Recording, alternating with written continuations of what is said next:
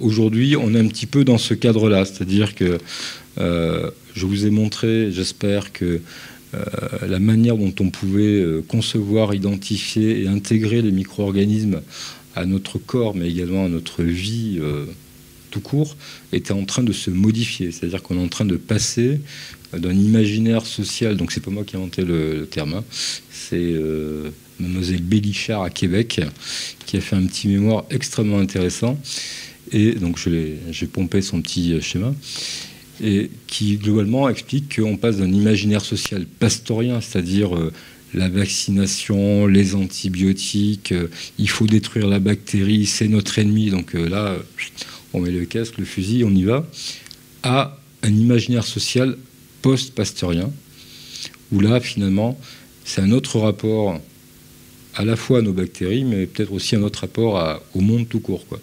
Voilà. Après, c'est la manière dont on le fait qui a son importance. Et c'est toujours dans les détails que se niche le diable. Donc aujourd'hui, on est à peu près là. C'est-à-dire on a une politique de neutralisation des micro-organismes. On est malade, une infection, on sort les antibiotiques, on dégaine, on dégomme. Non, mais c'est comme ça, hein, je veux dire. Et je fais ça tous les jours, donc je peux vous en parler. Mais on a aussi, même si c'est insuffisant, une politique pour utiliser les antibiotiques de manière la moins mauvaise possible. C'est ce qu'on appelle la politique du bon usage des antibiotiques. Et là, je vous ai expliqué que tout le monde était concerné, pas simplement les docteurs. Donc c'est pas la peine de mettre la pression à votre docteur. S'il vous dit non, c'est pas la peine, c'est qu'il a ses raisons. Voilà. Après, vous pouvez aller voir un deuxième docteur. Au bout du troisième, vous en aurez des antibiotiques, mais sauf que vous aurez fait, je pense, une mauvaise affaire pour vous et pour la société. Donc ça, aujourd'hui, on est là. Probablement qu'il faut un changement de cadre et passer de ce cadre à gauche à un cadre plutôt en haut, avec toujours faire attention aux antibiotiques, et ça veut dire que quand il faut les utiliser, mais se dire qu'on peut peut-être réouvrir un petit peu les vannes sur notre regard, sur notre perception par rapport au monde microbien. Oui, globalement, les microbes, les bactéries et les virus sont plutôt nos amis. Oui, il y en a quelques-uns, c'est pas nos amis du tout, mais ceux-là, on commence à bien les connaître. Mais par contre, la majorité, eux, c'est nos amis. Et c'est pas une raison, parce qu'il y en a quelques-uns qui sont pas sympas, de fermer la porte à tout le monde. Donc, il faut mettre en place un peu de filtrage et bien savoir à qui on a affaire. Mais ça, il faut le faire avec quand même un regard scientifique, c'est-à-dire que tout ce que je vous avance, c'est pour ça que j'ai pris un peu le temps, mais il fallait faire la démonstration de ça, parce que c'est pas juste ce que je pense, c'est aussi la science qui commence à le montrer. Il faut le faire avec prudence et mesure, parce qu'il y a encore beaucoup de choses qu'on ne connaît pas, et il faut éviter de tomber dans des comportements radicaux, d'où mon positionnement extrêmement clair sur les antivax et un certain nombre de choses qui sont absolument, je pense, non fondées scientifiquement et dangereuses, et pour ceux qui les défendent et pour les autres. Voilà. Donc, tout cet écosystème amène quand même à une véritable révolution conceptuelle de la microbiologie, et bien au-delà de notre ventre, hein, vous avez compris.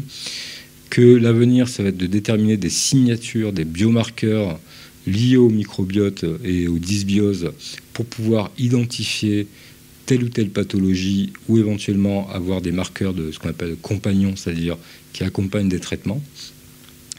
Que tout ça, quand même, bouleverse un petit peu nos connaissances scientifiques et médicales et aussi nos perceptions du soi et du non-soi. Donc, ce n'est pas qu'une question de connaissances livresques. Je vous ai expliqué qu'on passait d'un imaginaire social à un autre, et on le fait de manière progressive, mais on est en train de le faire.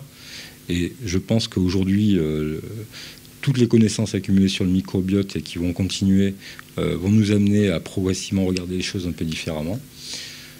Donc, pour avoir la symbiose, je trouvais que le tableau de Matisse était plutôt élégant sur ça, parce que ça reflète un petit peu la manière dont les choses se passent quand ça se passe bien.